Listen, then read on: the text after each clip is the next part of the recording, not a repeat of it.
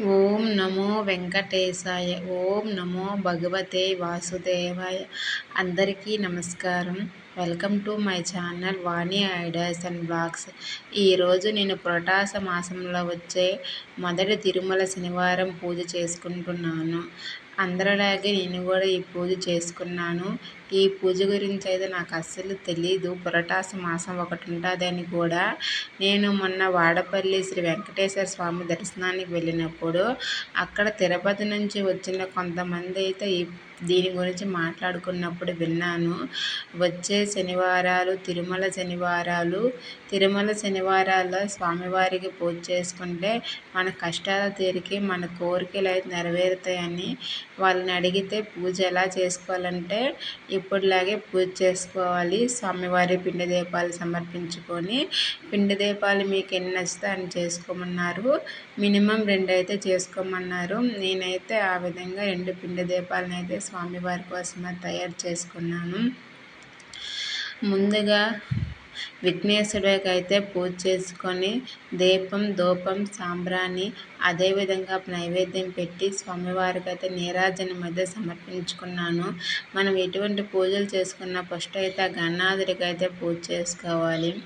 ఆ గణనాథుడికి పూజ చేసుకోవడం వల్ల మనకి ఎటువంటి ఆపదలు విఘ్నాలు రాకుండా విజయాన్ని అయితే కలిగిస్తారు.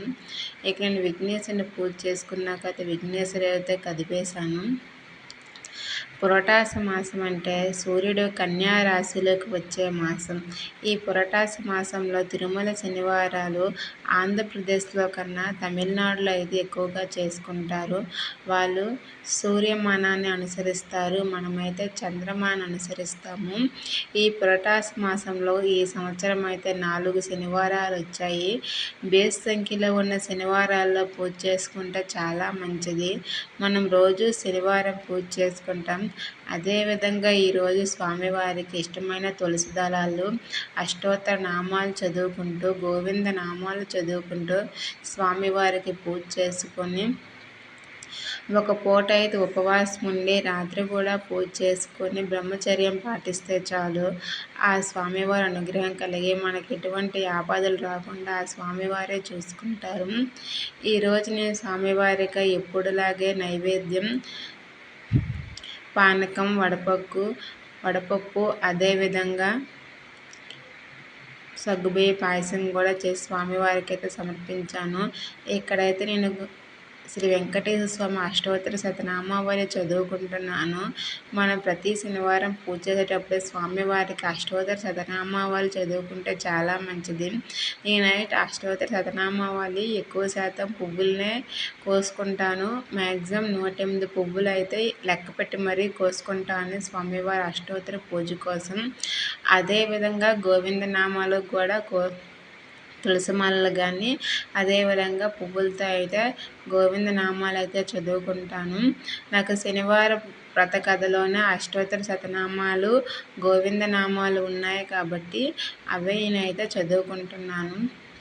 పురటాస మాసం అంటే శ్రీ వెంకటేశ్వర స్వామి వైకుంఠాన్ని వదిలి భూలోకానికి వచ్చిన మాసం. ఈ స్వామివారు ఈ మాసంలోనే ఆ వైకుంఠాన్ని వదిలి శేషాద్రి కొండలో ఒక పుట్టలో నివసిస్తున్న మాసం. ఈ మాసంలోనే స్వామివారు వైకుంఠాన్ని వదిలి భూలోకాన్ని వచ్చి మన కలియుగ దైవం శ్రీ వెంకటేశ్వర స్వామిగా అయితే వెలిశారు. అందుకోసం ఈ మాసంలోనే ప్రతి ఒక్కరూ తిరుమల శనివారాలు పూజ చేసుకుంటారు. నేను కూడా అదేవిధంగా అయితే తిరుమల శనివారం పూజ చేసుకున్నాను. అంతా శ్రీ వాడపల్లి వెంకటేశ్వర స్వామి గుడికి వెళ్ళడం వల్లే జరిగింది. ఎందుకో ఆ రోజు నాకు ఆ స్వామివారి అనుగ్రహం దక్కింది. అలా వెళ్ళడం వల్ల నేను మళ్ళీ తిరుమల శనివారం పూజ అయితే చేసుకున్నాను.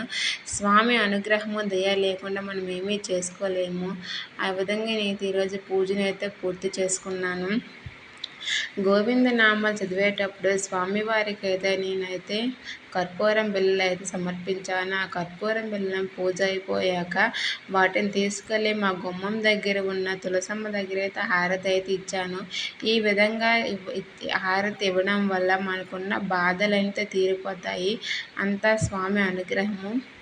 లేకపోతే తులసి కోట లేకపోతే మీ దగ్గరలో ఉన్న వెంకటేశ్వర స్వామి గుడిలో అయినా హారతి అయితే ఇవ్వచ్చు. ఈ విధంగా నేనైతే పూజనైతే పూర్తి చేసుకున్నాను. మరి ఈ వీడియో మీకు నచ్చినట్లయితే నా ఛానల్ లైక్ చేసి, షేర్ చేసి, సబ్స్క్రైబ్ చేసుకోండి.